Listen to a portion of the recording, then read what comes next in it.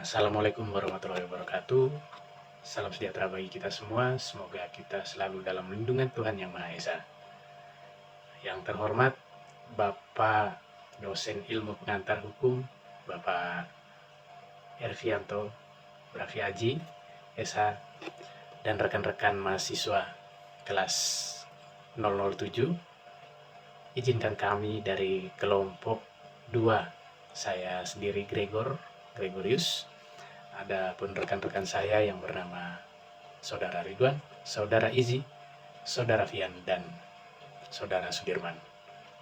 Pada kesempatan kali ini, kami ingin membahas tentang penafsiran hukum dan konstruksi hukum. Penafsiran hukum merupakan proses memberikan makna atau pemahaman terhadap teks hukum yang tidak jelas atau tidak lengkap. Tujuan dari penafsiran tersebut adalah untuk menentukan ruang lingkup dan penerapan norma hukum terhadap kasus-kasus yang konkret. Menurut Profesor J.H.H. Logeman, dalam melakukan penafsiran hukum, seorang ahli hukum diwajibkan untuk mencari maksud dan kehendak pembuat undang-undang sedemikian rupa sehingga menyimpang dari apa yang dikehendaki oleh pembuat undang-undang itu. Di sini saya juga akan menjelaskan beberapa jenis penafsiran hukum, yaitu ada penafsiran gramatikal. Penafsiran gramatikal adalah cara menafsirkan istilah dalam undang-undang sesuai dengan kaidah bahasa hukum yang berlaku. Pada umumnya, hakim menggunakan interpretasi gramatikal bersamaan dengan interpretasi logis yang memberikan makna terhadap suatu aturan hukum melalui penalaran hukum untuk diterapkan terhadap teks yang kabur atau kurang jelas. Sebagai contoh dari penafsiran hukum secara gramatikal, contohnya, pihak ketiga dalam perjanjian atau kontrak seringkali tidak jelas. Terkadang pihak ketiga mengacu pada pihak lain yang tidak terkait dalam kontrak atau perjanjian. Namun, terkadang pihak ketiga juga diartikan sebagai kreditur konkuren. Dengan demikian, biasanya hakim menggunakan interpretasi gramatikal bersamaan dengan logis berdasarkan penalaran hukum. Di sini saya akan menjelaskan tentang historis undang-undang. Interpretasi historis undang-undang adalah metode penafsiran terhadap makna undang-undang menurut terjadinya dengan cara meneliti sejarah, meliputi interpretasi terhadap sejarah undang-undang res historis dan sejarah hukum res historis. Res historis adalah mencari maksud dari peraturan perundang-undang itu seperti apa yang dilihat oleh pembuat undang-undang ketika undang-undang itu dibentuk. Res historis adalah metode interpretasi yang memahami undang-undang dalam konteks sejarah hukum. Jadi contohnya, misalkan untuk mengetahui sistem pemilu serentak yang diatur dalam undang-undang pemilu, maka hakim harus mengetahui sejarah penyusunan undang-undang beserta revisnya. Sistem interpretasi sistem adalah metode untuk menafsirkan peraturan perundang-undangan dengan menghubungkan dengan peraturan hukum yang lain atau dengan keseluruhan sistem hukum. Dalam metode ini, penafsiran atas suatu ketentuan undang-undang dengan ketentuan peraturan perundang-undangan yang lain sehingga dalam menafsirkan peraturan perundang-undangan tidak boleh keluar atau menyimpang dari sistem suatu negara. Jadi contohnya seperti ini. Jika hendak mengetahui pengakuan anak yang lahir dari hasil pernikahan orang tua, hakim tidak hanya cukup mencari ketentuan-ketentuan yang ada dalam KUH perdata saja, akan tetapi harus dihubungkan dengan ketentuan-ketentuan yang tercantum dalam KUHP. Teologis, interpretasi teologis adalah merupakan penafsiran terhadap undang-undang sesuai dengan tujuan pembentukan. Hakim dalam menggunakan teologis ini harus menyesuaikan peraturan perundang-undangan dengan situasi sosial. Sebagai contohnya, dalam menafsirkan ketentuan pasal 362 KUHP tentang pencurian, hakim harus memperluas makna kalimat barang dalam pasal tersebut dengan berbagai macam benda yang dapat dimiliki baik berwujud maupun tidak terwujud, misalnya aliran listrik, pulsa, dan lain-lain. Sehingga jika seseorang dengan sengaja tanpa hak mengambil aliran listrik untuk dimiliki, pelaku harus dihukum. Contoh penemuan hukum, misalnya dalam kasus perjanjian jual beli yang melibatkan pertukaran barang, hakim dapat menggunakan ketentuan peraturan tentang perjanjian jual beli untuk mengatasi kekosongan hukum mengenai perjanjian tukar menukar. Hakim juga dapat menafsirkan istilah ambigu dalam undang-undang seperti kendaraan atau dipercayakan untuk memastikan penerapannya sesuai dengan niat pembuat undang-undang. Saya di sini mau menjelaskan tentang komparatif. Komparatif merupakan metode penafsiran dengan membandingkan berbagai sistem hukum. Dengan melakukan perbandingan, hakim dapat mencari makna ketentuan peraturan perundang-undangan. Metode ini digunakan oleh hakim pada saat menangani kasus yang menggunakan dasar hukum positif yang timbul dari perjanjian bersifat internasional. Contoh kasus dalam penafsiran kalimat perjanjian antara dua orang yang tunduk pada hukum yang berbeda.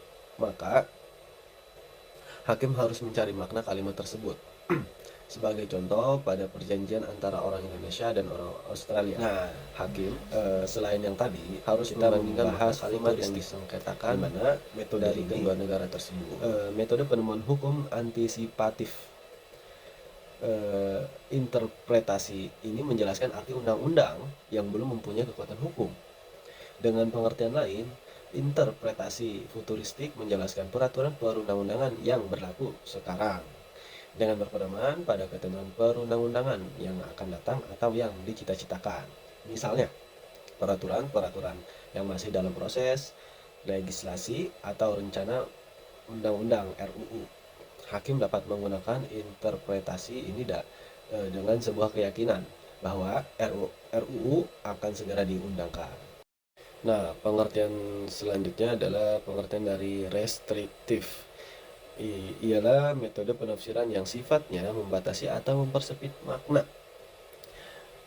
dari suatu aturan. Sebagai contoh, hakim dalam menafsirkan batasan dalam kutip tetangga dalam pasal 666 KUH Perdata, yakni membatasi hanya pada tetangga rumah dan bukan termasuk penyewa rumah. Nah, ada lagi ekstensif, di mana ekstensif ini adalah metode penafsiran yang membuat sebuah penafsiran melebihi batas biasa yang dilakukan melalui interpretasi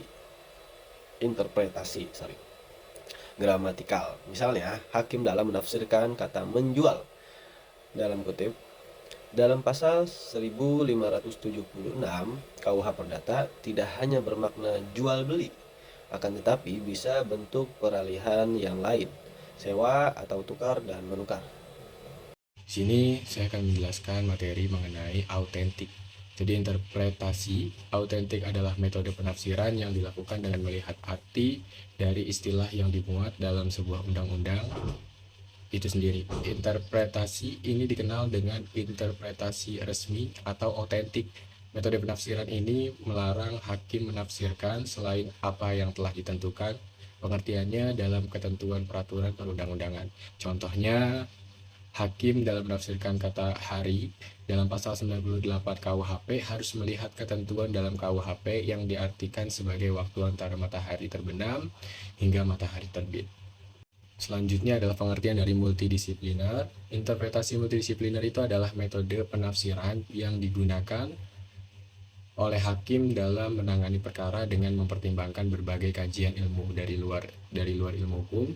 Dalam praktiknya, hakim akan mendatangkan ahli atau pakar dari berbagai macam ilmu terkait dengan kasus yang ditangani. Sebagai contoh, ahli yang didatangkan dalam kasus cybercrime, white collar crime, atau terorisme.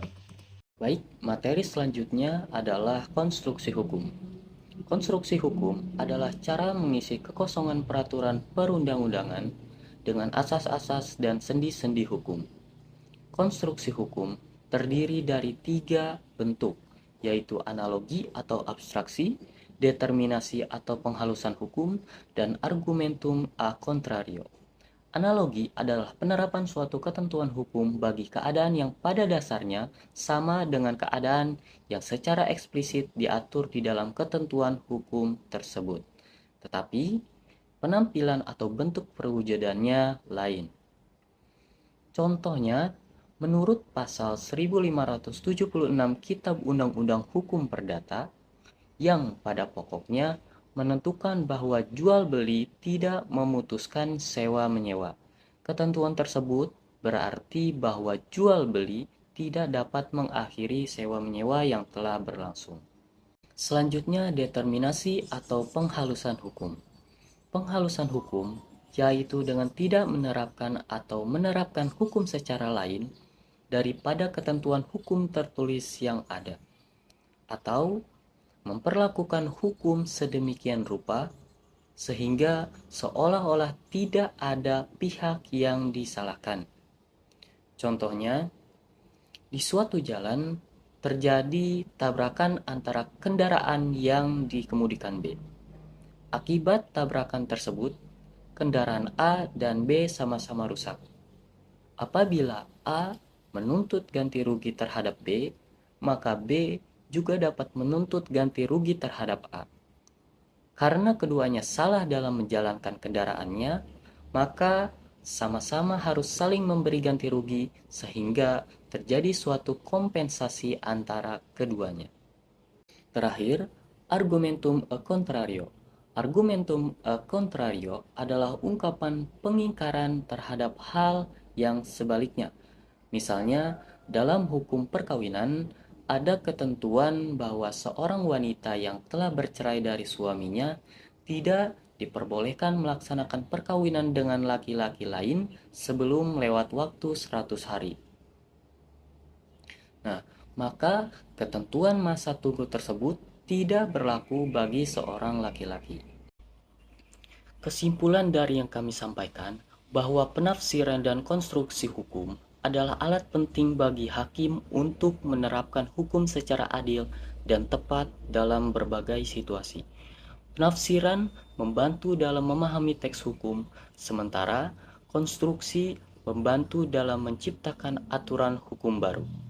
Ketika diberlakukan, keduanya saling melengkapi dalam praktik keadilan. Demikian beberapa hal yang dapat kami sampaikan pada materi tentang penafsiran hukum dan konstruksi hukum.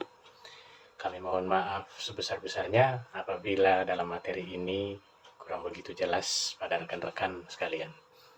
Dengan ini presentasi kami tutup. Terima kasih atas perhatiannya. Wassalamualaikum warahmatullahi wabarakatuh.